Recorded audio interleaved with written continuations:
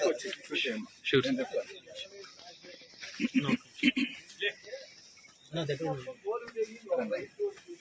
ఇది Budameru diversion project 1956 April 11వ తారీఖున అప్పుడు పిసిసి అధ్యక్షుడిగా ఉన్న పార్లమెంట్ సభ్యులు అల్లూరి సత్యనారాయణరాజు గారు దీనికి శంకుస్థాపన చేశారు. బుడమేరు డైవర్షన్ ప్రాజెక్ట్ వాస్తవానికి బుడమేరు నుండి రైతులకి ఎలాంటి నష్టం జరగకుండా అదే సమయంలో మెట్ట కృష్ణా ప్రాంతంలో అంటే పశ్చిమ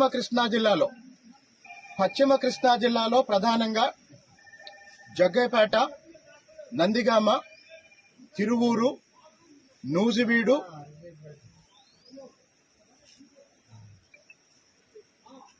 నియోజకవర్గాలు